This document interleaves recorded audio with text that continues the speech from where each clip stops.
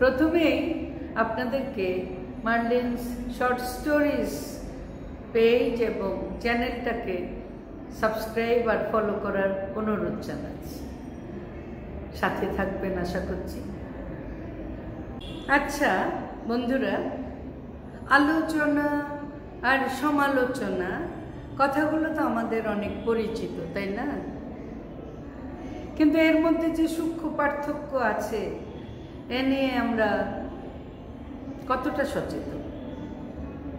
কোনো ব্যাপার নিয়ে নেগেটিভ পজিটিভ যে কোনো চর্চাই হচ্ছে আলোচনা, তাই না? সেই বিষয়টা নিয়ে বলা। আর সমালোচনা হচ্ছে সম আলোচনা। কিসের সম? নেগেটিভ এবং পজিটিভ, নেতিবাচক আছে না ইতিবাচক দিক আছে, কি আছে, এগুলো নিয়ে বিস্তারিত আলোচনাটাই হচ্ছে সম আলোচনা বা সমালোচনা, এই তো। কিন্তু সমালোচনা বলতে আমরা নেতিবাচকটাই বুঝি, প্রচলিতভাবে নেতিবাচকটাই মিন করি, তাই না? বুঝাই নেতিবাচক আলোচনা। এই কথাটা তাইলে শব্দগত দিক থেকে তো ঠিক নয়। যে কোনো বিষয়ে নেগেটিভ পজিটিভ নিয়ে আমরা যদি নিরপেক্ষভাবে আলোচনা করতে পারি তবে কিন্তু বিষয়টা থেকে আমরা অনেক কিছু উদ্ভাবনও করতে পারি, কাজেও লাগাতে পারি। কিন্তু কেবল নেতিবাচকটা বলে গেলে, নিন্দা করে গেলে একটা ভালো জিনিসও তখন অর্থহীন হয়ে যেতে পারে। এই ব্যাপারটা আসলে আমাদের একটু খেয়াল করা দরকার, কি বলো? আমরা খেয়াল করি না বলে সমালোচনাকারীকে আমরা শত্রু বলে মনে করি, অথচ সমালোচনাকারী হচ্ছে আমাদের বড় বন্ধু। তারা আমাদের ভুলগুলো ধরিয়ে দেয়, তো যদিও ব্যঙ্গাত্মকভাবে ধরে, কিন্তু ভুলগুলো খোঁজ করে দেয় স্বাভাবিকভাবে, হয়তো যেটা আমাদের চোখে পড়ে না। এটা নিয়ে একটা মজার উদাহরণ মাথায় আসলো। সেটা হচ্ছে, ধরো তোমার মশারি টানিয়ে ঘুমানো অভ্যাস, ওখানে একজন এসে বলল, আরে তোর মশারিতে একটা ফুটা। তুমি খেপে গেলে।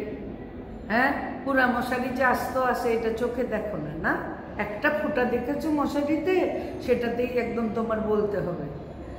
কিন্তু একটু ভেবে দেখো তো বন্ধুরা, তোমার পুরা মশারিটা আস্ত থাকলেই বা কি লাভ?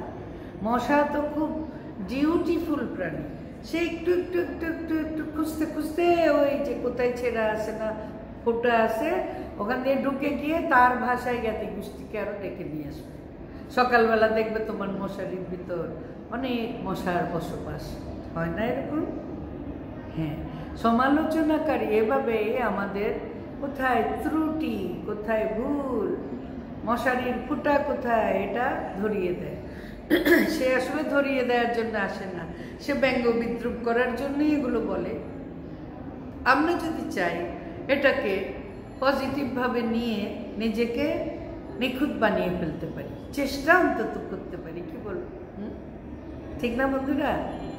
তাই চলো সমালোচনাকারীদেরকে গালাগালি না করি। গালাগালি করে আসলে কোনো লাভ নাই। নিজের মেজাজ খারাপ হয়, প্রেশার হাই হয়, কপালে ভাঁজ পড়ে যায়, আরও কত কি হয়, মনের মধ্যে ক্রোধ জন্মায়, নিজেদের সম্পর্ক নষ্ট হয়। কি দরকার?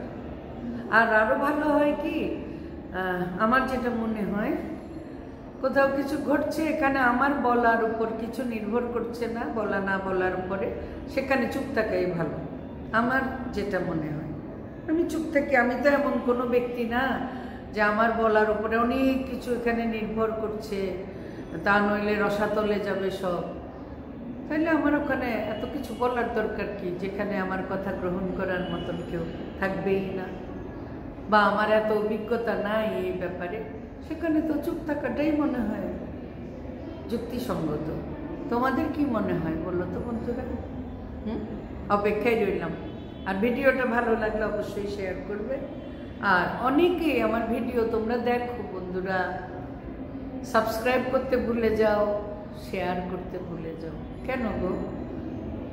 প্লিজ সাথে থেকো।